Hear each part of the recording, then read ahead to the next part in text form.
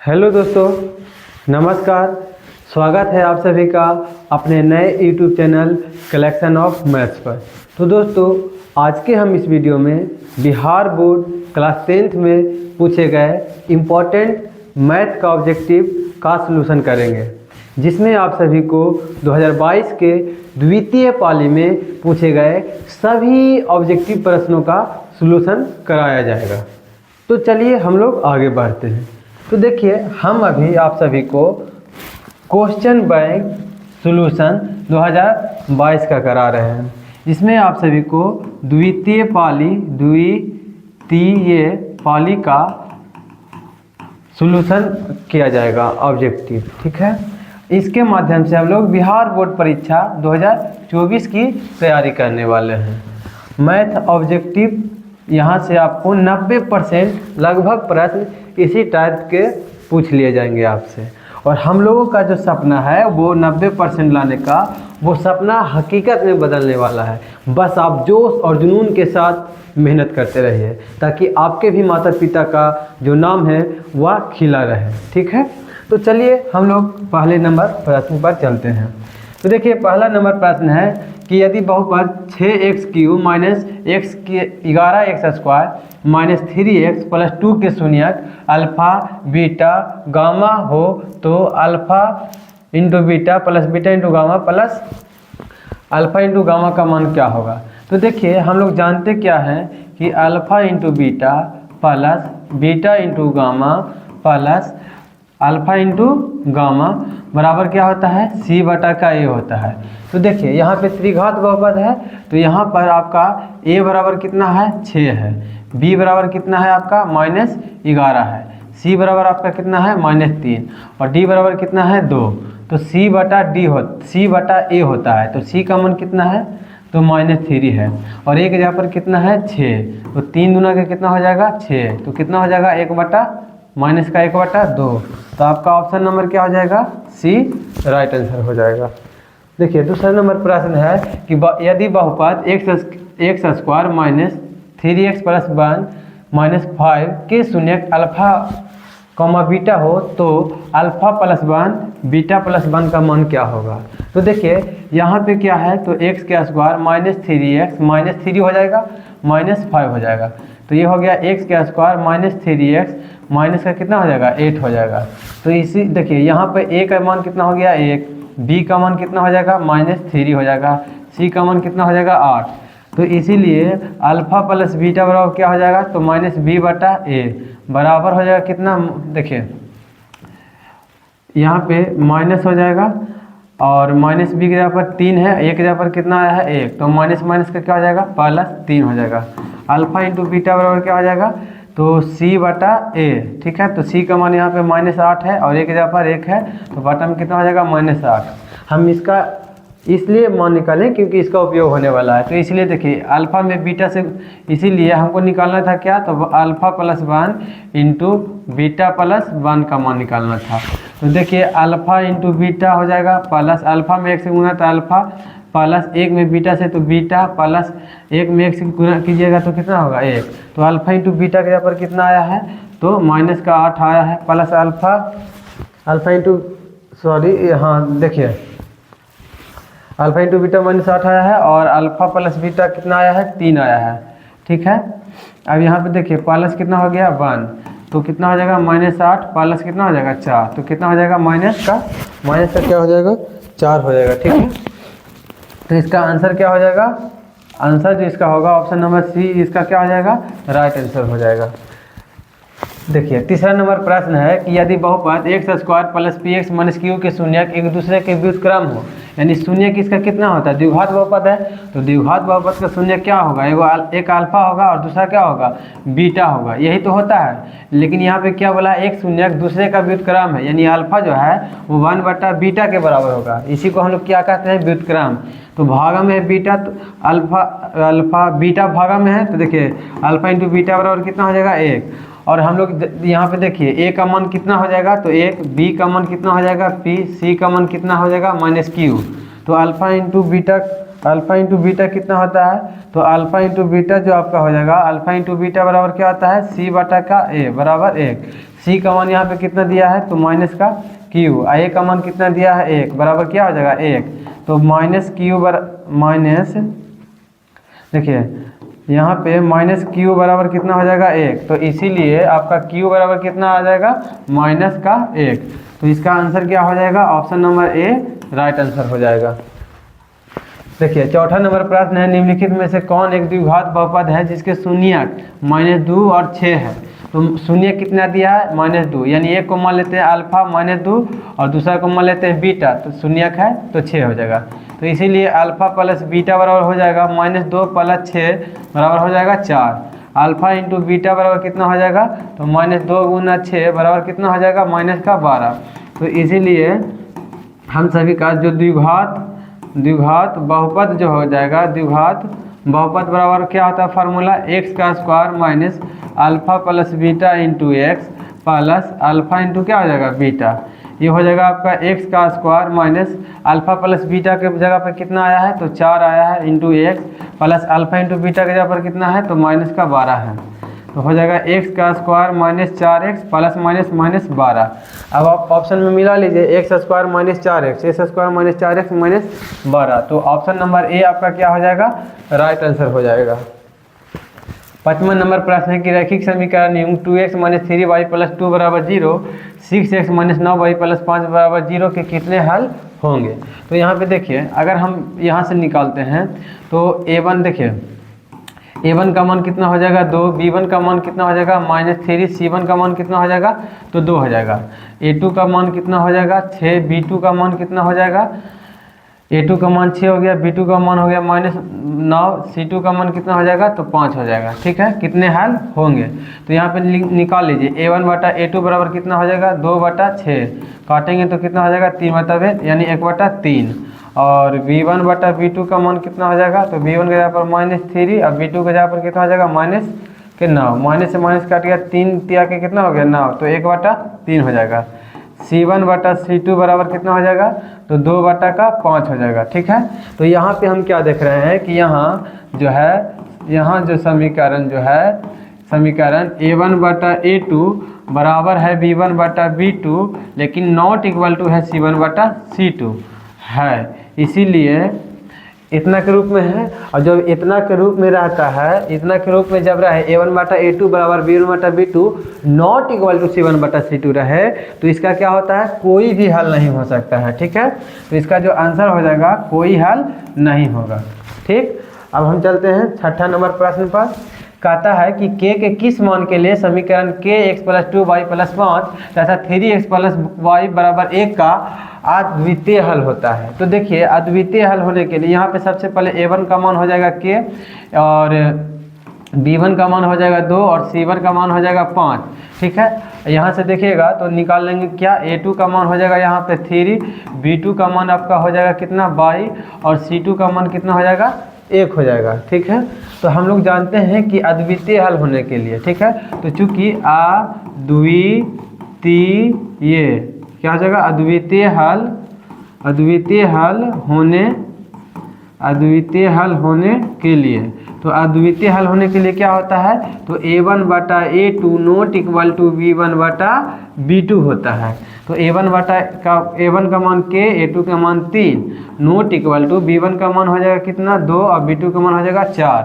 ठीक है, तो हम यहाँ पे जो मान आएगा तो कितना आ जाएगा, तो देखिए 2 दूना का कितना आ जाएगा 2 दूना 4 आ जाएगा, तो k नॉट इक्वल टू कितना हो जाएगा 3/2 हो जाएगा। तो यहाँ पे होगा नहीं, ऑप्शन में एक और मिला लेते हैं, kx + 2y = 5, तो a1 के जगह पर k हो गया, b1 के जगह पर कितना हो गया 2 हो गया, c1 के जगह पर 5। यहाँ समीकरण है तो यहाँ पे a2 का मान 3 हो जाएगा, b2 का मान 22 हो जाएगा, c2 का मान 1 हो जाएगा। ठीक है, अद्वितीय हल होने के लिए a1 बटा a2 not equal to b1 बटा b2, यानी k बटा 3 बराबर हो जाएगा 2/22, तो k नॉट इक्वल टू 3/2 आया है, तो यहाँ पे ऑप्शन है नहीं, तो इसका आंसर क्या हो जाएगा ऑप्शन नंबर डी, इनमें से कोई नहीं। नेक्स्ट है आपका दो रैखिक समीकरणों के लेखा चित्र यदि समानांतर हो, क्या हो समानांतर हो तो हलों की संख्या क्या होगी। तो देखिए समानांतर कब होता है, तो A1 बटा A2 बराबर B1 बटा B2 और नॉट इक्वल टू C1 बटा C2 रहे तब समानांतर होगा। और जब इस प्रकार का कंडीशन रहे तो क्या होता है, इसका जो हल होगा कोई भी हल नहीं होगा, यानी शून्य हल होगा। तो इसका आंसर क्या हो जाएगा, ऑप्शन नंबर ए राइट आंसर हो जाएगा। नेक्स्ट है कि y बराबर -4 बराबर 0 का y -4 बराबर 0 का आलेख कैसी सारी रेखाएं होंगी। तो देखिए y -4 बराबर क्या है 0, तो इसीलिए y का मान कितना हो जाएगा 4। हम आलेख खींच लेंगे इस प्रकार का, ठीक है। तो ये आपका हो गया क्या x o x डैश, यानी ये x अक्ष हो गया, ये y o y डैश हो गया। y में कितना चलना है 4, 1 2 3 4 चल लीजिए। तब y में 4 चलेंगे तो 0 का क्या हो जाएगा 4 हो जाएगा। तो y बराबर 4 का आलेख कुछ इस प्रकार से होगा, ठीक है। अभी देखिए y बराबर 4, जो y बराबर 4 है उसका आलेख किसके समानांतर है, तो x अक्ष के समानांतर है। तो इसका आंसर क्या हो जाएगा, ऑप्शन नंबर ए। नीचे है x अक्ष तो उसी के तो समानांतर है। अब देखिए 9वां नंबर प्रश्न है आपका कि यदि 2x प्लस 3y बराबर 11, 2x माइनस 4y बराबर -24 तो क्या होगा। तो देखिए 2x प्लस 3y बराबर का 11, इसको समीकरण 1 मान लीजिए, ठीक है।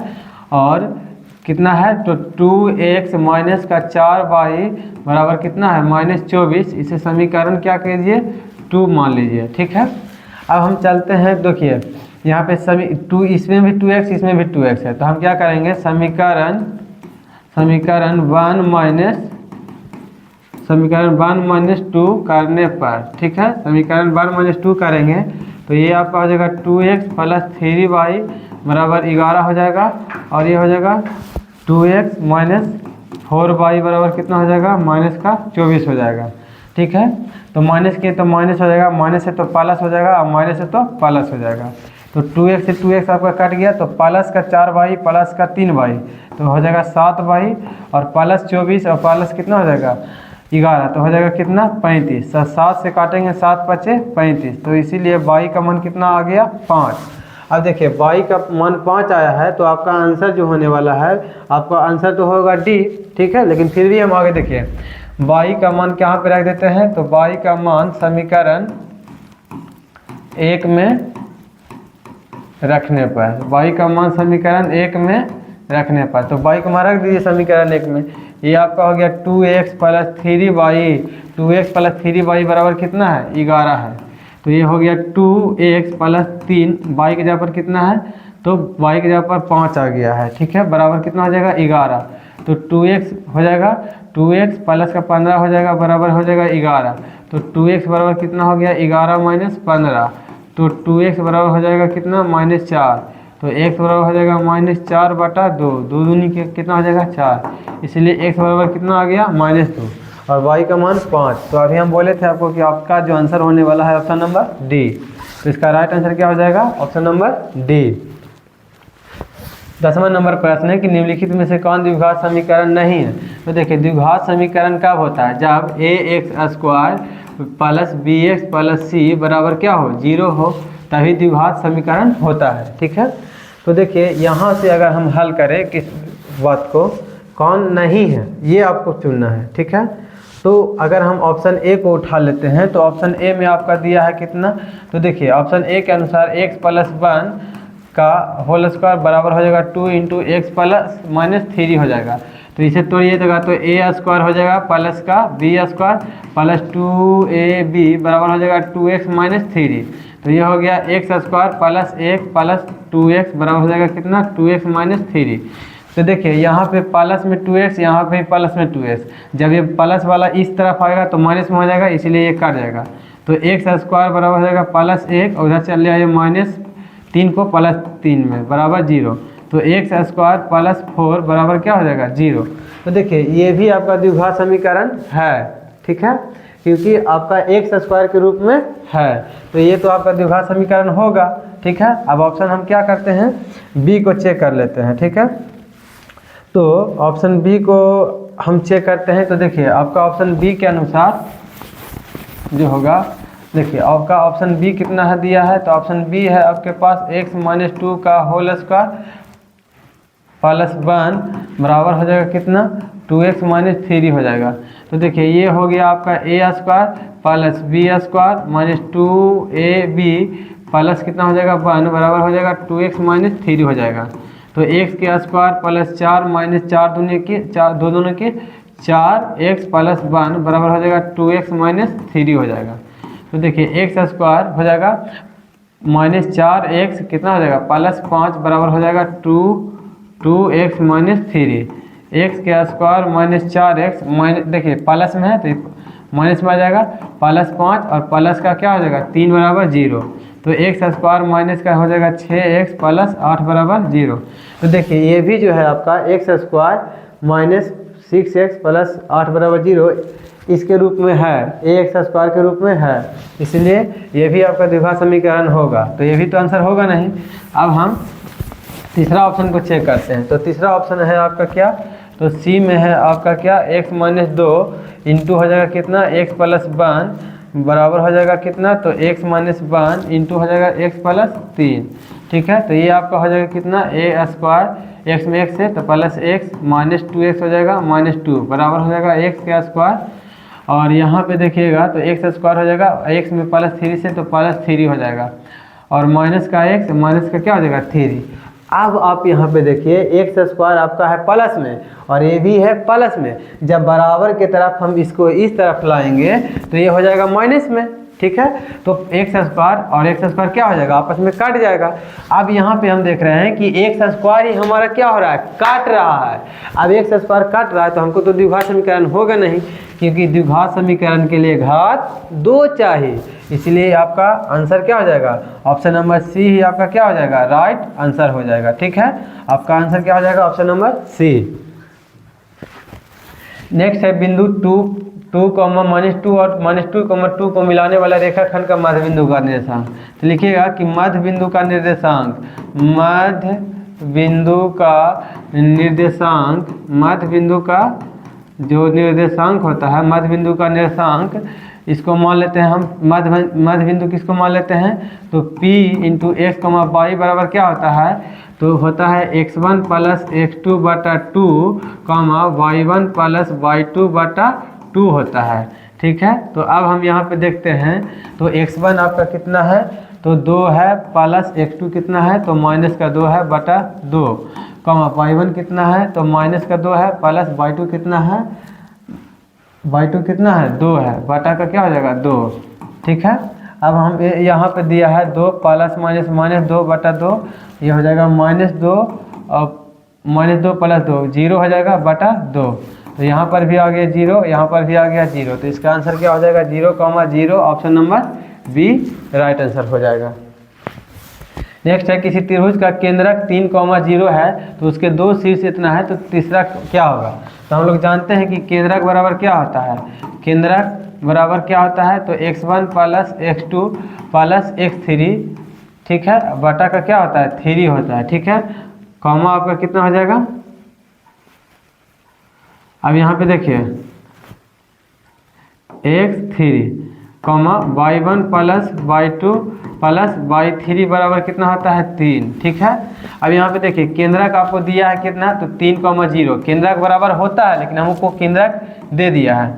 तो देखिए x1 आपका क्या दिया है, तो 2 दिया है, प्लस x2 यहाँ पे कितना दिया है, तो 1 दिया है, प्लस x3 हमको पता नहीं है, बटा में क्या लिखेंगे 3, y1 आपको कितना दिया है, तो y1 आपको दिया गया है 3 प्लस y2 आपको कितना दिया है माइनस का 4 दिया गया है, प्लस y3 आपका रह जाएगा बटा में 3। तो यहाँ से हम क्या देखेंगे कि देखिए ये इसी के बराबर है, इसका मतलब है इसीलिए हम लिख सकते हैं 3। ठीक है, ये इसके बराबर हो जाएगा तुलना करने पर, शुरू वाला यहाँ पे शुरू के बराबर और सेकंड वाला के साथ बराबर हो जाएगा। ठीक है, तो यहाँ पे अगर हम देखते हैं तो 3 किसके बराबर हो जाएगा, तो 2 प्लस 1 प्लस x3 बटा का 3 हो जाएगा। ठीक है, अब यहाँ पे देखिए तो 3 तिया के 9 बराबर हो जाएगा, देखिए 3 अब प्लस क्या हो जाएगा x3, तो यहाँ पे 9 माइनस 3 बराबर क्या हो जाएगा x3 हो जाएगा, तो 6 बराबर क्या हो जाएगा x3 हो जाएगा। अब यहाँ पे देखिएगा तो 0 यहाँ पे कितना है 0, तो 0 के बराबर कितना हो जाएगा, तो 3 प्लस माइनस कितना हो जाएगा 3 हो जाएगा, प्लस का क्या हो जाएगा y3 बटा का 3। तो 3 में 0 से गुणा कीजिएगा तो 0 हो गया, और 3 माइनस 4 तो कितना हो जाएगा -1 प्लस का बाई 3 हो जाएगा, +1 इस तरफ आ जाएगा, ये हो जाएगा आपका क्या बाई 3। तो इसीलिए हम लोग कह सकते हैं कि ये जो P आ जाएगा मध्य बिंदु वो x3, बाई 3 पूछा था, ठीक है। तीसरा शीर्ष x3, बाई 3 होता है कि नहीं, तो P आपका कितना हो जाएगा, x3 आपका कितना आया है 6, ठीक है, और बाई 3 आपका कितना आया है तो 1 आया है। तो आपका ऑप्शन जो हो जाएगा ऑप्शन नंबर सी आपका क्या हो जाएगा, राइट आंसर हो जाएगा ऑप्शन नंबर सी। देखिए नेक्स्ट नंबर प्रश्न है आपका, नेक्स्ट है आपका कि यदि यहाँ पे यदि होगा, यदि किसी त्रिभुज के शीर्षों के निर्देशांक 0, 0, 4, 0 एवं 0, 1 हो तो त्रिभुज का क्षेत्रफल क्या होगा। तो देखिए यहाँ पे ए मान लेते हैं कितना 0, 0, बी मान लेते हैं कितना तो 4, 0, सी मान लेते हैं कितना तो 0, 1। तो इसीलिए त्रिभुज ए बी सी का क्षेत्रफल बराबर क्या हो जाएगा फार्मूला, तो 1/2 into x1 into by 2 minus का क्या हो जाएगा बाई 3 प्लस x2 हो जाएगा, और बाई 3 माइनस क्या हो जाएगा बाई 1 प्लस x3 कितना हो जाएगा तो बाई 1 माइनस का क्या हो जाएगा बाई 2, ठीक है। यहाँ पे अगर हम 1/2 लगा देते हैं तो देखिए x1 का मान आपका हो जाएगा 0, तो बाई 2 आपका हो जाएगा कितना 0 माइनस बाई 3 हो जाएगा -1 प्लस x2 कितना हो जाएगा तो x2 आपका हो जाएगा 4, और बाई 3 कितना हो रहा है तो by 3 1 minus by 1 0 plus x3 कितना है तो 0, बाई 1 कितना हो जाएगा बाई 1 कितना हो जाएगा 0 माइनस बाई 2 कितना हो जाएगा 0, ठीक है। तो यहाँ पे आपका हो जाएगा 1/2 इंटू 0 गुना कीजिएगा -1 के साथ प्लस 4 गुना कितना हो जाएगा, 1 में 0 घटाइएगा तो कितना होगा 1 होगा, प्लस 0 में गुना कीजिएगा 0 के साथ, तो ये हो जाएगा आपका कितना 1/2 इंटू का हो जाएगा 0 प्लस 4 प्लस 0 हो जाएगा। तो यहाँ पे देखिए 1/2 गुना करेंगे 4 से हो जाएगा तो 2 दूना का 4 और कितना आया 2 इकाई आ जाएगा क्षेत्रफल, ठीक है। तो आपका आंसर जो हो जाएगा ऑप्शन नंबर सी आपका क्या हो जाएगा राइट आंसर हो जाएगा। नेक्स्ट है कि बिंदु -1, 3 एवं -5, 7 के बीच की दूरी हो जाएगा, ठीक है। तो ये आपका ए बराबर हो जाएगा -1, 3 मान लेते हैं, ठीक है। ए कितना हो गया 3 और बी बराबर कितना हो जाएगा तो -5, 7। तो इसीलिए ए बी बराबर फार्मूला क्या होता है तो √x2 - x1 का whole square plus y1 minus का y2 का हो जाएगा होल स्क्वायर बराबर हो जाएगा। देखिए √x2 कितना हो गया तो -5 माइनस x1 कितना हो गया तो x1 कितना है तो -1 तो माइनस क्या हो जाएगा plus whole square plus by 2 कितना हो जाएगा बाई 1 कितना हो जाएगा यहाँ पे बाई 2 कर लीजिए और यहाँ पे बाई 1 कर लीजिए, ठीक है। तो बाई 2 आपका क्या हो जाएगा तो बाई 2 आपका हो जाएगा 7 और माइनस बाई 1 कितना हो जाएगा 3 का होल स्क्वायर। तो यहाँ पे निकालेंगे तो -5 में 1 गया तो कितना हो जाएगा 4 का स्क्वायर हो जाएगा प्लस यहाँ भी 7 में से 3 घटेगा तो 4 का स्क्वायर हो जाएगा। तो √4 का स्क्वायर 16 प्लस कितना हो जाएगा 16 तो √अंडर कितना हो जाएगा 32, ठीक है। तो यहाँ पे अगर हम बात कर लेते हैं तो देखिए 16 दूना कितना हो जाएगा 32, तो 16 का मान कितना निकल जाता है 4, तो 4√2 हो जाएगा इसका आंसर। लेकिन यहाँ पे 4√2 तो है नहीं, ठीक है। तो यहाँ पे देखिए कितना हो जाएगा x2 - x1, तो x2 हो जाएगा आपका कितना -5 में से 1 घटेगा -1 तो माइनस हो गया प्लस, तो 4 का स्क्वायर 16 4 का स्क्वायर 16, ठीक है। तो यहाँ सॉरी यहाँ पे ऑप्शन है जी, सॉरी स्टूडेंट, यहाँ पे ऑप्शन है, इसका आंसर क्या हो जाएगा ऑप्शन नंबर बी हो जाएगा। नेक्स्ट है कि बिंदु x1, y1 और x2, y2 को मिलाने वाले रेखाखंड को m/n विभाजित करने वाले बिंदुओं का निर्देशांक क्या होगा। तो देखिए इतना को विभाजित करें अंतः विभाजित कहेगा तो आपको प्लस वाला होता है, तो इसका फार्मूला क्या होता है तो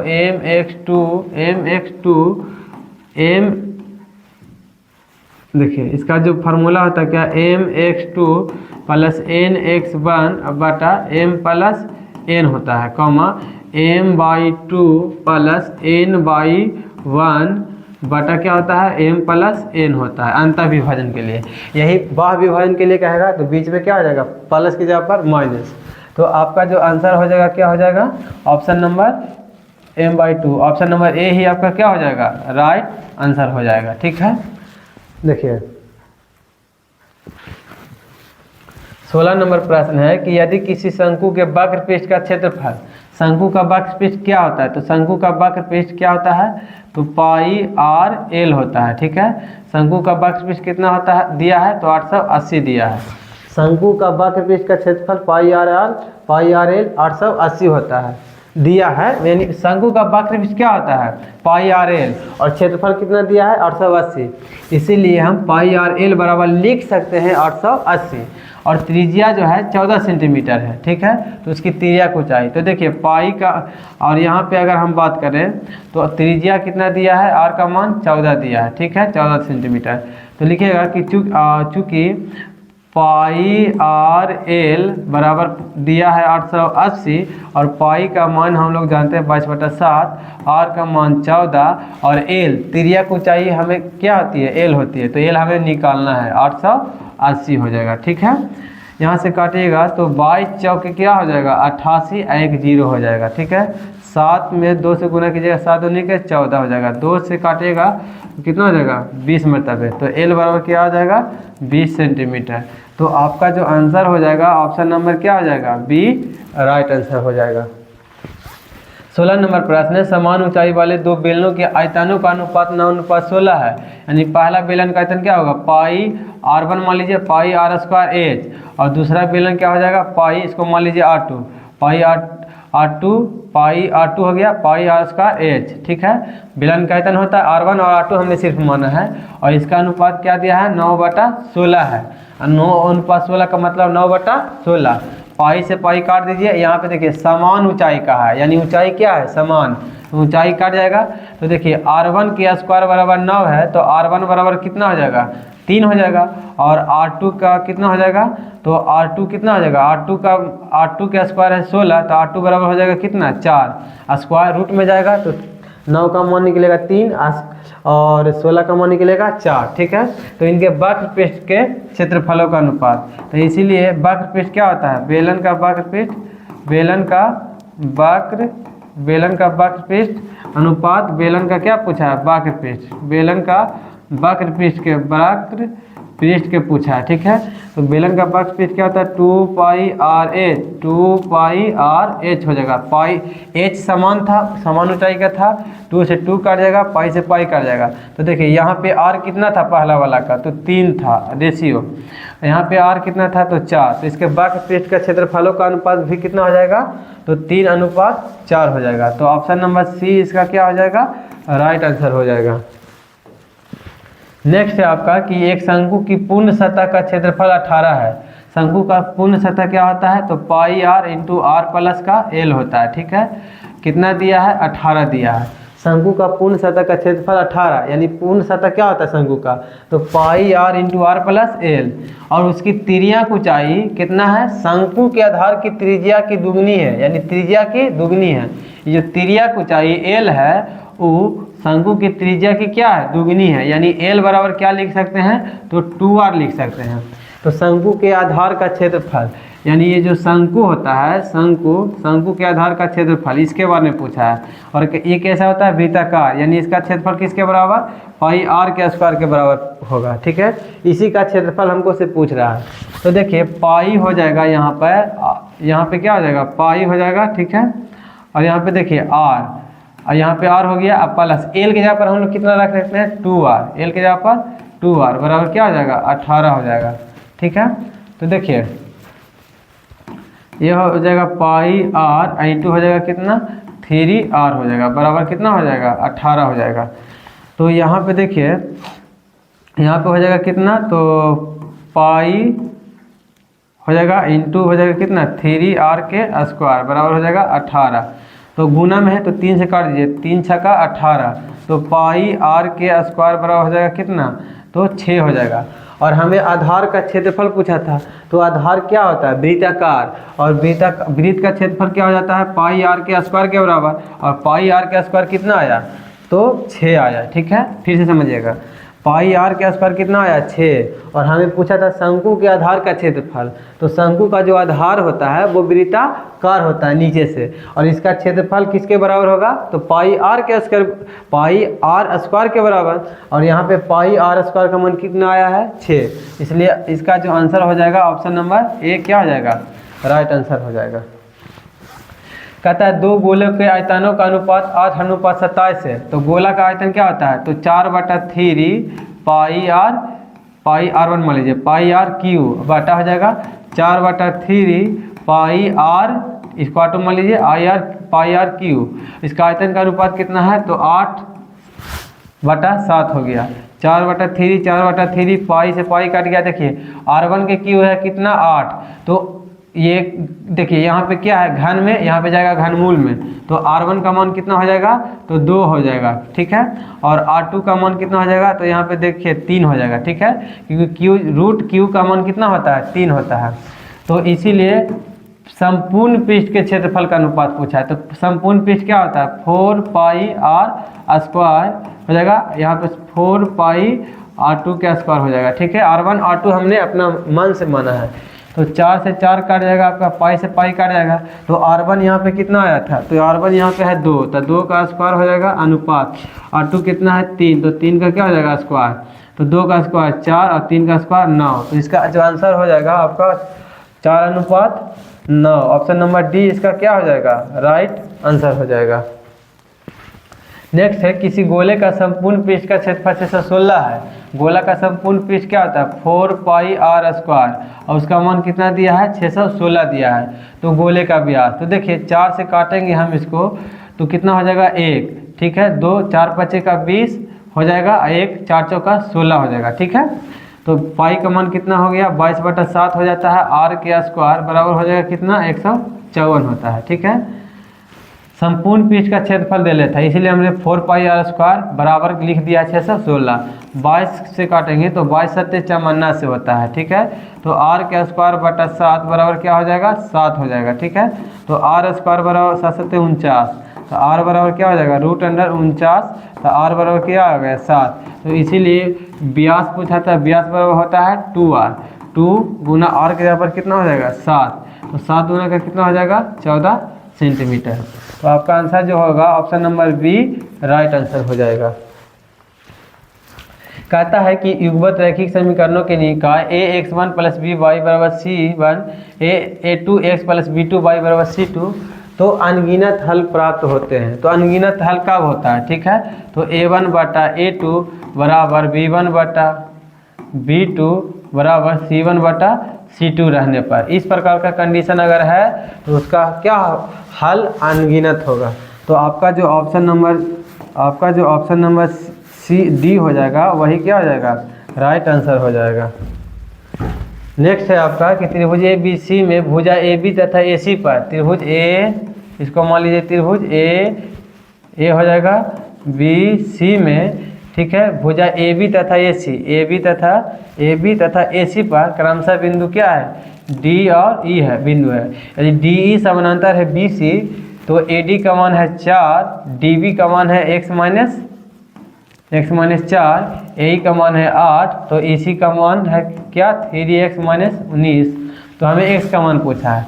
तो देखिए थेल्स के प्रमेय से हम लोग जानते हैं, थेल्स के प्रमेय से क्या लिख सकते हैं, ए डी बटा डी बी बराबर फार्मूला होता है क्या ए ई बटा ई सी, फार्मूला नहीं कंसेप्ट। तो ए डी का मान 4, डी बी का मान दिया है कितना, तो x - 4, ए ई का मान दिया है कितना 8, और ई सी का मान कितना दिया है, तो 3x - 19 दिया है, ठीक है। तो यहाँ पे देखते हैं, तो 4 दूना कितना हो जाएगा 8, तो देखिए यहाँ पे जाएगा 3x - 19 हो जाएगा, यहाँ पे जाएगा तो बराबर का कितना हो जाएगा, ये हो जाएगा 2 इंटू हो जाएगा कितना हो जाएगा, तो x - 4 हो जाएगा। तो ये हो जाएगा कितना 3x - 19 बराबर 2x हो जाएगा -8 हो जाएगा। तो ये हो जाएगा 3x - 2x बराबर -8 और प्लस क्या हो जाएगा 19 हो जाएगा। तो x बराबर यहाँ पे कितना हो जाएगा, तो 11, ठीक है। ऑप्शन नंबर सी आपका क्या हो जाएगा राइट आंसर हो जाएगा। देखिए यहाँ पे एक बचा था, इसीलिए तीसरे गुना किए हैं हम। देखिए 23 नंबर प्रश्न कहता है कि दो समरूप त्रिभुज कौन कौन है? तो एक है ए बी सी और एक समरूप त्रिभुज क्या है? तो पी क्यू आर है। के क्षेत्रफल कितना है? तो 81 है और इसका क्षेत्रफल कितना है? तो 49 है। यदि त्रिभुज ए बी सी की ऊंचाई, इसका ऊंचाई मान लेते हैं क्या? n मान लेते हैं, और इसका तो त्रिभुज पी क्यू आर की ऊंचाई मान लेते हैं m, इसका ऊंचाई क्या होगा? तो हम लोग जानते हैं कि जो समरूप त्रिभुज होता है उसका एरिया माने क्षेत्रफल, त्रिभुज ए बी सी अब बटा में क्या हो जाएगा? एरिया यानी क्षेत्रफल, त्रिभुज पी क्यू आर का जो क्षेत्रफल होता है, दो समरूप त्रिभुज के जो क्षेत्रफल होता है उसके संगत उसके क्या होता है? डालेंगे मध्यका ये हो गया मध्यका यानी ऊंचाई कह सकते हैं। तो मध्यका यहाँ पे n हो गया, यहाँ पे मध्यका pm हो गया। मध्यका के अनुपात का वर्ग होता है, मध्यका के अनुपात का वर्ग होता है। तो इसका क्षेत्रफल दिया था 81 और इसका क्षेत्रफल किया है 49 है, ठीक है। बराबर n का मान आपको दे दिया गया है। ए बी सी में ऊंचाई कितना था? तो 4.5 था और pm हमको पता करना है, तो p स्क्वायर। तो देखिए ये रूट में आ जाएगा, तो ये 81 बटा का कितना हो जाएगा? 49 हो जाएगा। बराबर हो जाएगा कितना? तो 4.5 बटा में कितना हो जाएगा? तो pm हो गया। तो ये हो जाएगा 9/7 बराबर 4.5 बटा pm हो गया, ठीक है। 9 से काटेंगे तो 9 × 5 = 45, 0.5 हो जाएगा। तो ये आपका हो जाएगा 30। देखिए यहाँ पे 1 बचा, तो 1 से pm में गुना जाके हो जाएगा, तो 1 × pm बराबर pm बराबर हो जाएगा 0.5 गुना कितना हो जाएगा? 7, तो 0. क्या हो जाएगा? 35, ठीक है। 0.35 नहीं होगा, ये हो जाएगा 3.5 आ जाएगा। तो इसका आंसर क्या हो जाएगा? Option number B right answer हो जाएगा। नेक्स्ट है एक समचतुर्भुज के विकर्ण 6 और 8 सेंटीमीटर है। देखिए समचतुर्भुज किसको कह सकते हैं? तो समचतुर्भुज किसको कहते हैं? जिसके चारों भुजाएं आपस में क्या हो? बराबर हो, ठीक है। तो समचतुर्भुज कुछ इस प्रकार का होगा, हल्का थोड़ा सा झुकाइएगा, ठीक है। तो ये समचतुर्भुज आपका हो गया। और इसका जो विकर्ण है, इसका विकर्ण देखिए मान लेते हैं विकर्ण 6 है, तो ये टोटल अगर हम 6 मान लेते हैं, ये टोटल, तो ये आपका ये 3 हो जाएगा और यहाँ से यहाँ भी 3 हो जाएगा, ये विभाजित बिंदु हो गया। और एक है 8 सेंटीमीटर, यानी इसको अगर हम 8 मानते हैं तो यहाँ से यहाँ तक आपका कितना आ जाएगा? 4, और यहाँ से यहाँ आपका कितना आ जाएगा? तो 4 आ जाएगा, ठीक है। और समचतुर्भुज का विकर्ण जो होता है वो 90 डिग्री के कोण पर क्या करता है? विभाजित करता है। तो ये भी 90, ये भी 90, ये भी 90 और ये भी 90। अगर हम चलें तो इसको मान लीजिए, जैसे हमने माना ए बी सी डी मान लेते हैं, तो हम लोग चलेंगे कि चूँकि त्रिभुज, चलिएगा ए ओ बी में अगर हम देखते हैं तो यहाँ पे क्या है? 90 डिग्री, और 90 डिग्री के सामने वाली भुजा क्या होती है? कर्ण होती है। तो यहाँ पे क्या हो जाएगा? कर्ण कौन हो जाएगा? तो ए बी। तो ए बी बराबर फार्मूला क्या होता है? तो रूट अंडर लंब के स्क्वायर। तो लंब आपका हो जाएगा 3 के स्क्वायर प्लस आधार के स्क्वायर हो जाएगा, ठीक है। लंब आधार मान लीजिए, 3 का स्क्वायर 9, 4 का स्क्वायर 16। तो यहाँ पे हो जाएगा कितना? रूट अंडर का क्या हो जाएगा? 25 बराबर कितना निकलेगा? 5।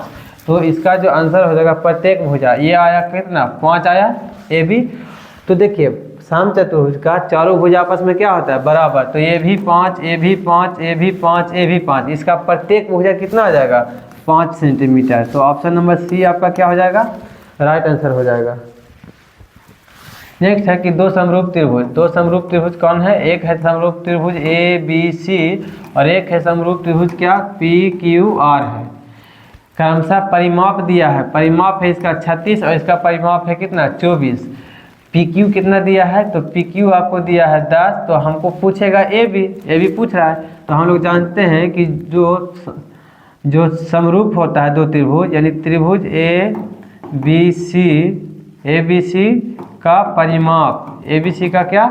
परिमाप और बटा त्रिभुज पी क्यू आर का परिमाप, दो समरूप त्रिभुज के परिमापों का जो अनुपात होता है, यहाँ पे दोनों का अनुपात ले रहे हैं, उसके संगत भुजा। तो इसका संगत भुजा यहाँ पे हो जाएगा कितना? तो ए बी, और यहाँ पे कितना हो जाएगा? तो पी क्यू उसके संगत भुजा के बराबर होता है। बस ये कंसेप्ट याद रखिएगा। दो समरूप त्रिभुज का क्षेत्रफल दो समरूप त्रिभुज का परिमाप उसके संगत भुजा के अनुपात के बराबर होता है। यहाँ पे वर्ग नहीं होगा, याद रखिएगा। तो ABC का परिमाप हो जाएगा 36 और PQ का परिमाप कितना हो जाएगा, तो 24 दिया है, बराबर AB आपको निकालना था और PQ कितना दिया गया था, तो 10 दिया गया था। तो देखिए 12 दूना हो जाएगा 24 और 12 दिया क्या हो जाएगा 36 हो जाएगा। तो 2 से काट लेंगे तो कितना मरतबे, 5 मरतबे। तो देखिए यहाँ पे हम लिख सकते हैं 3/1 बराबर हो जाएगा AB और बटा में क्या हो जाएगा 5 जाएगा इसके पास, तो 3 गुना 5 बराबर क्या हो जाएगा AB। ठीक है, तो इसीलिए AB बराबर हम लोग लिख सकते हैं कितना, तो 15 सेंटीमीटर। ठीक है, तो आपका आंसर क्या हो जाएगा, ऑप्शन नंबर बी राइट। तो देखिए अब हम नेक्स्ट नंबर प्रश्न पर चलेंगे। तो देखिए कहता है कि एक समबाहु त्रिभुज का क्षेत्रफल 4√3 सेंटीमीटर है, तो इसकी परिमिति क्या होगी। समबाहु त्रिभुज का क्षेत्रफल क्या होता है, तो √3/4 गुना भुजा के स्क्वायर होता है। ठीक है, बराबर कितना दिया है क्षेत्रफल, तो 4√3 है, गुना में है तो √3 से √3 काट जाएगा, तो a के स्क्वायर बराबर कितना हो जाएगा 4 गुना 4, तो a बराबर कितना हो जाएगा, तो रूट अंडर कितना हो जाएगा 16, तो a बराबर क्या आ जाएगा 4। तो इसीलिए परिमाप क्या होता है, समबाहु त्रिभुज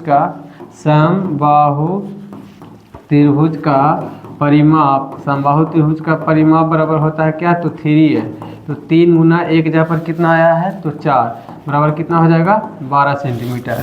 तो इसका आंसर क्या हो जाएगा, option number B 12 centimetre. Next है आपका कि 12 सेंटीमीटर त्रिज्या वाले अर्धवृत्त की परिमिति। तो r का मान दिया है 12 सेंटीमीटर, तो इसीलिए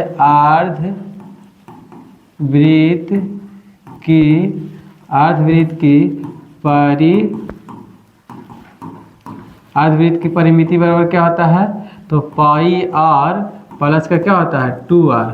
तो पाई यहाँ पे देखिएगा, तो हम क्या करेंगे, तो r कॉमन ले लेंगे, तो ये हो जाएगा पाई प्लस 2 हो जाएगा। r का मान कितना है 12, तो ये हो जाएगा पाई प्लस 2। अब आप ऑप्शन मिला लीजिए, तो देखिए 12 पाई प्लस 2 हो गया, तो आपका ऑप्शन नंबर क्या है, ऑप्शन नंबर बी है। इसमें सिर्फ 12 बाद में है। ठीक है, नेक्स्ट नंबर प्रश्न है आपका कि एक वृत्ताकार वलय की बाहरी एवं भीतरी त्रिज्याएं क्रमशः r एवं r है। यानी वलय किसको कहते हैं, ये त्रिज्या बड़ा वाला हो गया, ये छोटा वाला, तो छोटा वाला को r हो गया। ठीक है, और बड़ा वाला जो होता है त्रिज्या, ये टोटल क्या हो गया r। तो वलय का क्षेत्रफल क्या होता है, तो पाई इंटू बड़ा वाला r के स्क्वायर माइनस छोटा वाला r के स्क्वायर। तो ऑप्शन नंबर सी आपका क्या हो जाएगा, राइट आंसर हो जाएगा। ठीक है, ये फॉर्मूला था। नेक्स्ट है आपका कि किसी वृत्त के केंद्र से 8 सेंटीमीटर लंबी जीवा, ये वृत्त हो गया आपका, और वृत्त के केंद्र से, तो केंद्र हो गया O से 8 सेंटीमीटर लंबी जीवा जो है 8 सेंटीमीटर क्या है लंबी जीवा की न्यूनतम दूरी केंद्र से बोल रहा था, केंद्र से। ठीक है, 8 सेंटीमीटर लंबी जीवा है 8 सेंटीमीटर, और केंद्र से 8 सेंटीमीटर लंबी जीवा की न्यूनतम दूरी 3 सेंटीमीटर है। इसका जो न्यूनतम दूरी है केंद्र से 3 सेंटीमीटर है। तो देखिए ये आपका हो गया, मिला दीजिए इससे, ये आप मिला दीजिए, इसे O हो गया, ये हो गया, ये B हो गया। तो अगर हम बात करें, इसे मान लेते हैं क्या, तो P। तो देखिए टोटल आपका जीवा कितना था 8, और त्रिज्या उसे समद्विभाजित करती है, आप लोग जानते होंगे। तो ये हो जाएगा 4, ये हो जाएगा 4, यहाँ पे 90 डिग्री बन जाएगा, 90 डिग्री। तो लिखेंगे 90 डिग्री है तो समकोण त्रिभुज हो गया। तो लिखेंगे, चूँकि क्या लिखेंगे, समकोण त्रिभुज OPM है। यहाँ पे देखिए ये आपका P क्या है 90 डिग्री है, 90 डिग्री के सामने वाली भुजा क्या होती है, कर्ण। तो यहाँ पे OA बराबर क्या हो जाएगा, कर्ण।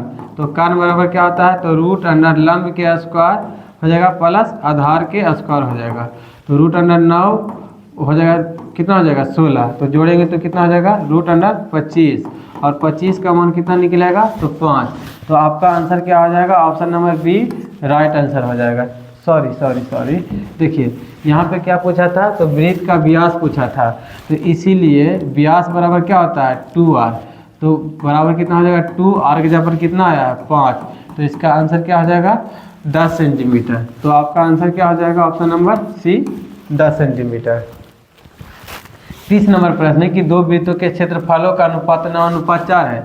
वृत्त का क्षेत्रफल क्या होता है पाई आर स्क्वायर, तो इसे R1 मान लीजिए, और बटा पाई आर स्क्वायर होता है तो इसे R2 मान लीजिए, ठीक है, पाई R2 के स्क्वायर। इसका कितना दिया है 9:4 कौन लिख सकते हैं 9/4, पाई से पाई आपका कट जाएगा। R1 का स्क्वायर है 9, तो इसीलिए R1 बराबर आपका हो जाएगा 3, स्क्वायर है तो रूट में जाएगा। R2 का स्क्वायर है 4, तो R2 बराबर कितना हो जाएगा आपका 2, ठीक है। उनकी परिधियों का अनुपात क्या होगा, तो इसीलिए परिधि क्या होता है वृत्त का, परिधि 2πr अनुपात 2πr, इनके परिधियों का अनुपात ही हमको से पूछा था। तो 2 से 2 आपका काट जाएगा, पाई से पाई आपका काट जाएगा। तो पहला वाला R क्या है, देखिए इसको मान लीजिए R1 R2, ठीक है, दो वो वृत्त था, तो इस यह हो जाएगा R1 कितना दिया है तो 3 दिया है, R2 कितना है तो 2 दिया है, ठीक है। तो आपका जो आंसर होने वाला है वो क्या होगा 3:2, ऑप्शन नंबर क्या हो जाएगा, ये आपका क्या हो जाएगा राइट आंसर। कहता है बाई अक्ष का समीकरण क्या है, तो बाई अक्ष का समीकरण क्या होता है तो 0, y, तो इसको देखिए यहाँ पे 0, y, तो इसको किसके बराबर लिख सकते हैं, x बराबर 0 हो गया, और यहाँ पे y बराबर क्या है y है कि नहीं। बाई अक्ष का समीकरण क्या होता है 0, y, तो शुरू वाला किसका मान x का, तो x बराबर 0, बाद वाला y का मान, तो y बराबर y। अब देख लीजिए आपका ऑप्शन नंबर कौन सा मिल रहा है, ऑप्शन नंबर ए, x बराबर क्या हो जाएगा 0। नेक्स्ट है आपका कि दो घनों के आयतनों का अनुपात 1:7 है। दो घन का आयतन क्या होता है, देखिए घन का आयतन क्या होता है भुजा क्यूब, तो भुजा क्यूब और एक और है भुजा क्यूब, दो घन का आयतन था, दोनों का अनुपात कितना है 1:27, यानी 1/27। इसे पहला मान लीजिए, इसे दूसरा भुजा मान लीजिए, ठीक है। तो ये हो जाएगा A1 बराबर कितना हो जाएगा Q है, तो 1 का Q निकालेंगे तो 1, और A2 का मान भी कितना हो जाएगा, तो Q है तो 27 का Q कितना, 27 का घनमूल निकालेंगे तो कितना हो जाएगा 3, तो इनके कुल पृष्ठ का क्षेत्रफल, तो इसीलिए घन का कुल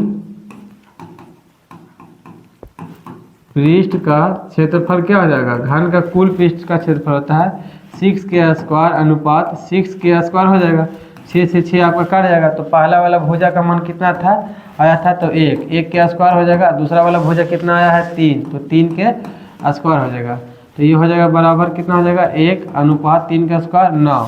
तो इसका कितना आंसर हो जाएगा 1:9, ऑप्शन नंबर सी इसका राइट आंसर हो जाएगा।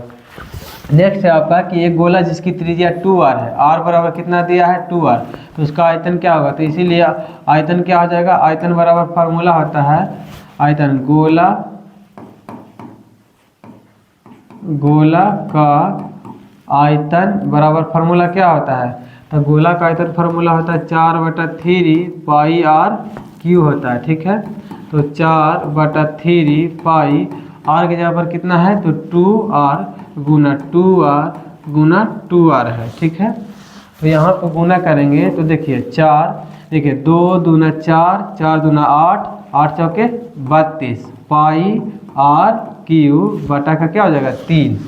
तो आपका जो आंसर हो जाएगा ऑप्शन नंबर ए आपका क्या हो जाएगा राइट आंसर हो जाएगा, ठीक है। नेक्स्ट है आपका कि 6, 8, 9, x एवं 13 का माध्य 10 है, तो माध्य बराबर फॉर्मूला क्या होता है, तो कुल प्रेक्षणों का योग, तो कुल का योग कर दीजिए 6 + 8 + 9 + x + 13, तो कुल प्रेक्षणों का योग हो गया बटा कुल संख्या, तो कुल संख्या कितना है 1, 2, 3, 4, 5, ठीक है।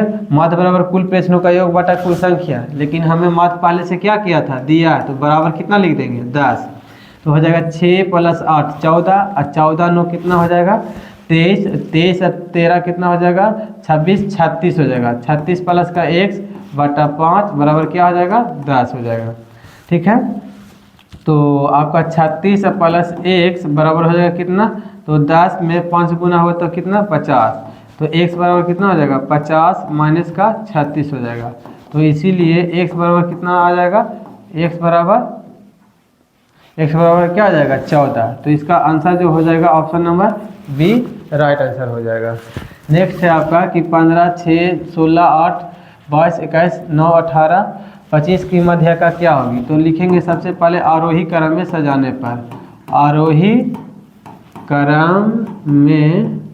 क्रम में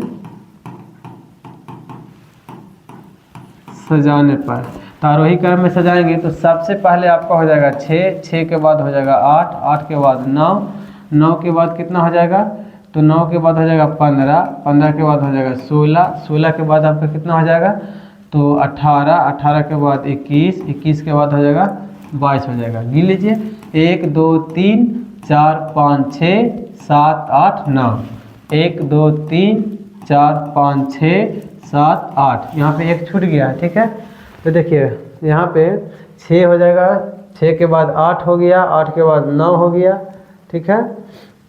9 के बाद आपका क्या हो जाएगा, तो 9 के बाद आपका होने वाला है 15, 15 के बाद हो जाएगा 16, 16 के बाद आपका कितना हो जाएगा 18, 18 के बाद कितना हो जाएगा 21, 21 के बाद आपका हो जाएगा 22, और 22 के बाद क्या हो जाएगा 25 हो जाएगा।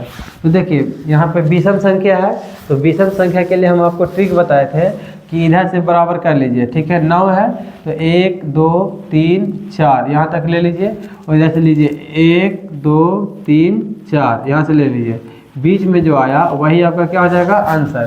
तो इसका आंसर कितना हो जाएगा, ऑप्शन नंबर ए राइट आंसर हो जाएगा।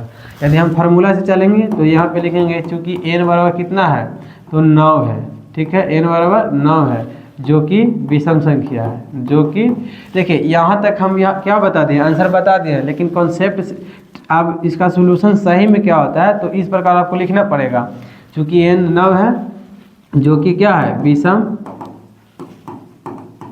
विषम संख्या है, ठीक है। तो इसीलिए n + 1/2 पद हो जाएगा मध्यक, मध्यक बराबर क्या हो जाएगा, माध्यक बराबर क्या हो जाएगा, माध्यक बराबर हो जाएगा n + 1/2 पद। तो n के जगह पर कितना है 9 + 1/2 पद हो जाएगा, ठीक है, वह पद। तो 10/2 पद हो जाएगा, 2 से काटेंगे तो कितना हो जाएगा 5, तो क्या हो जाएगा 5वां पद। अब यहाँ पे देखिए 5वां पद क्या था, तो 1 2 3 4 5, इस प्रकार भी कितना आता है 16। तो आप दोनों मेथड से बना सकते हैं, बेस्ट आपका ये रहेगा, ठीक है। कहता है 23 15 25 40 27 25 22 25 20 का बहुलक क्या होगा। बहुलक किसको कहते हैं, जो सबसे ज़्यादा बार आता है। तो देखिए यहाँ सबसे ज़्यादा बार का बात करें तो सबसे ज़्यादा बार आपका क्या आ रहा है 25 आ रहा है, इसलिए बहुलक कितना हो जाएगा 25 हो जाएगा, ठीक है। नेक्स्ट है कि आंकड़े 12 15 12 25 15 18 17 20 6 11 16 30 20 32 का परिसर क्या होगा। तो हम लोग जानते हैं कि परिसर बराबर क्या होता है, तो उच्च मान माइनस निम्न मान, उच्च मान माइनस निम्न मान। तो उच्च मान कितना हो जाएगा, तो 30 हो जाएगा, माइनस निम्न मान कितना हो जाएगा, तो 12 हो जाएगा, ठीक है। तो इसका आंसर क्या हो जाएगा 18, ऑप्शन नंबर डी आपका क्या हो जाएगा राइट आंसर हो जाएगा। नेक्स्ट है आपका कि वर्ग अंतराल 130 130-150 का वर्ग चिन्ह क्या होगा। तो हम लोग जानते हैं कि वर्ग चिन्ह बराबर फार्मूला क्या होता है, तो उच्च मान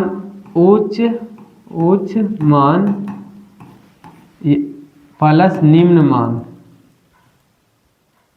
यहाँ पे कर दीजिए आप क्या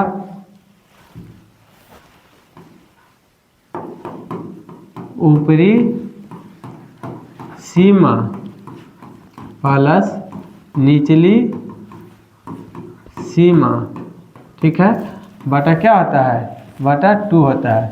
तो ऊपरी सीमा हो गया 150 प्लस निम्नली सीमा हो गया कितना 130 बटा क्या हो जाएगा 2। तो 150 जोड़िएगा तो कितना हो जाएगा 100 100 200 280 बटा 2, काटिएगा तो कितना हो जाएगा 140। इसका आंसर क्या हो जाएगा 140, ठीक है। तो आपका आंसर क्या हो जाएगा option number C right answer हो जाएगा। नेक्स्ट है आपका कि यदि 4 लगातार विषम संख्या, तो 4 लगातार विषम संख्या का मध्य 6 है, तो पहला विषम संख्या x मान लीजिए, तो दूसरा आपका क्या हो जाएगा x प्लस का 2 हो जाएगा, एक तीसरा कितना हो जाएगा x प्लस का 4, x प्लस का 6 हो जाएगा। हमें मध्य देले है इसलिए लिखेंगे x plus 2 plus x plus 4 plus x plus कितना हो जाएगा 6।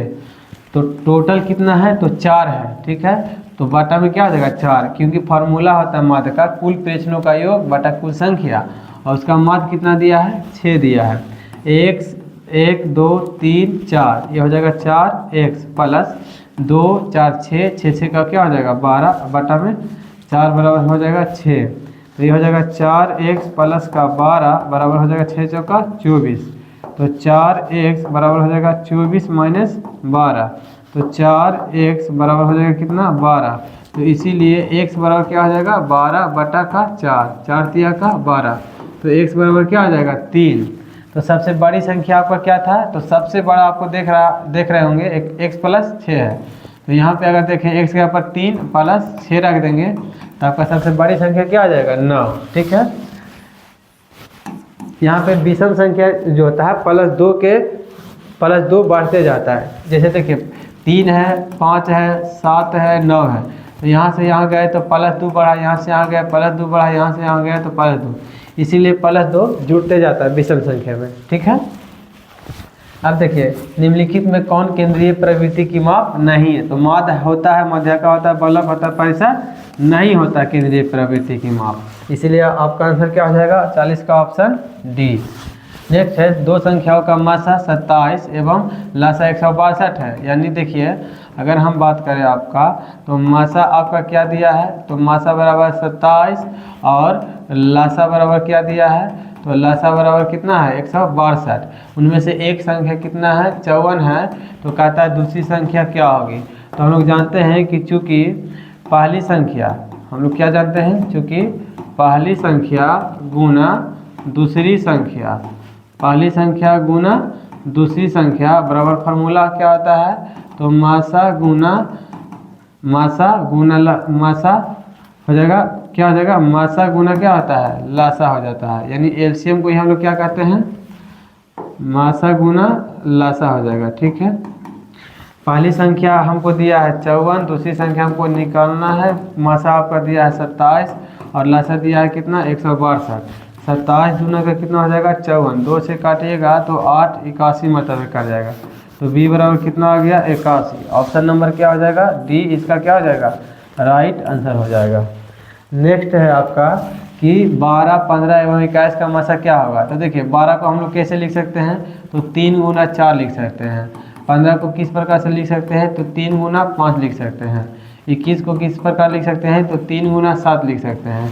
तो इसीलिए HCF जो हमारा होगा, हम लोग जानते हैं HCF किसको कहते हैं, जो तीनों में मिले। तो आपका HCF कितना हो जाएगा 3, ऑप्शन नंबर ए। ठीक है, नेक्स्ट है आपका कि किसी पूर्णांक धनात्मक पूर्णांक Q के लिए प्रत्येक धनात्मक विषम पूर्णांक का रूप क्या होता है। तो विषम पूर्णांक में बढ़ते कितना जाएगा +1 +3 +5 +7 +9 के रूप का होता है। तो देखिए ये आपका हो जाएगा सम।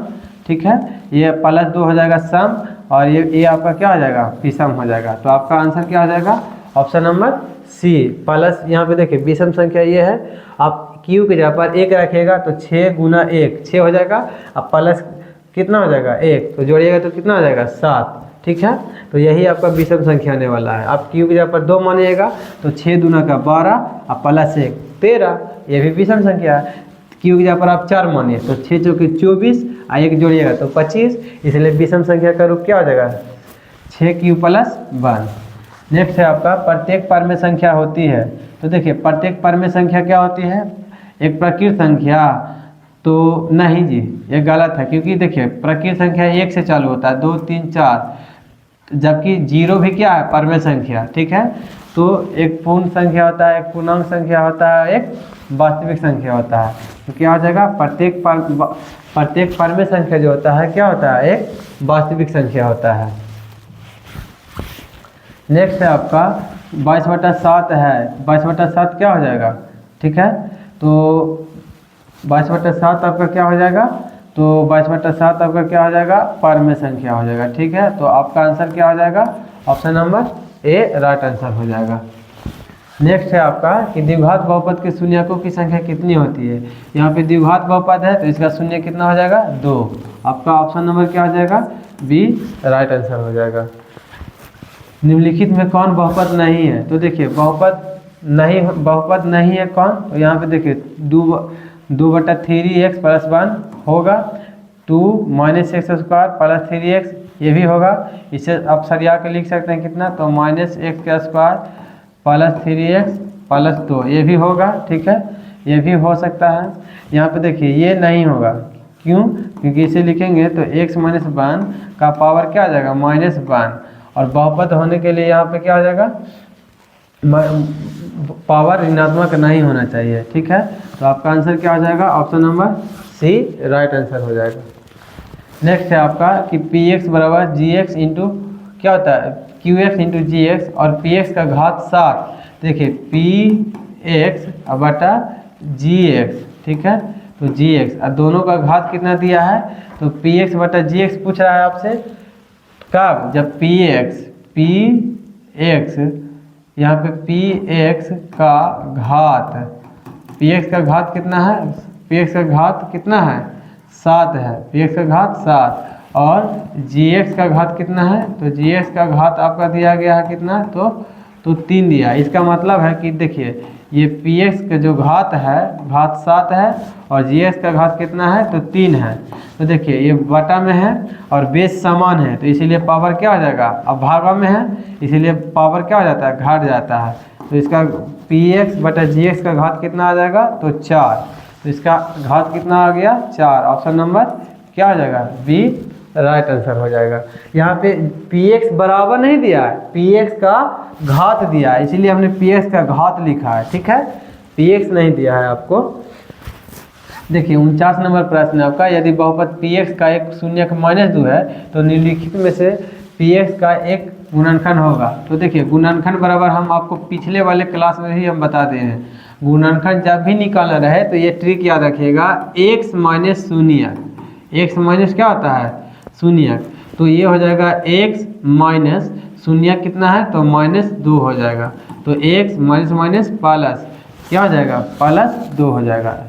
अब देखिए शून्य के यदि प्लस में है तो आपका आंसर जो होने वाला है उस माइनस हो जाएगा, और माइनस है तो प्लस हो जाएगा, क्योंकि गुणनखंड जब भी निकालना रहेगा तो क्या लगाइएगा फार्मूला, x - शून्य, तो x माइनस है और -2 था तो प्लस हो गया। ठीक है, तो इसका आंसर क्या आ जाएगा, x + 2 हो जाएगा। नेक्स्ट 50 नंबर प्रश्न है आपका कि यदि बहुपद x² - 4x + 1 के शून्यक अल्फा और बीटा हो। तो देखिए x² है तो यहाँ पे a बराबर कितना हो जाएगा, 1, b बराबर कितना हो जाएगा, -4, c बराबर कितना हो जाएगा, 1, तो अल्फा इंटू बीटा, तो इसीलिए अल्फा इंटू बीटा बराबर क्या होता है, तो c बटा a होता है। तो c का मान यहाँ पे 1, a का मान 1, तो 1 बटा 1 को कितना लिखेंगे, 1 लिखेंगे। ठीक है, तो आपका आंसर क्या आ जाएगा, ऑप्शन नंबर बी। तो दोस्तों आज के मैं इस वीडियो को यहीं पे समाप्त करता हूँ, और 50 से 100 तक के सभी ऑब्जेक्टिव प्रश्नों का सलूशन मैं कल के वीडियो में करूँगा। तो दोस्तों यदि वीडियो अच्छा लगा हो तो आप हमारे वीडियो को, आप हमारे YouTube चैनल को सब्सक्राइब करें और बेल आइकन को भी दबा लें, ताकि आने वाला हर वीडियो का नोटिफिकेशन आप तक पहुंच सके और आपका जो मैथ का तैयारी हो बहुत ही अच्छा हो जाए। तो दोस्त आप इस वीडियो को ज़्यादा से ज़्यादा दोस्तों के पास शेयर करने का प्रयास करें।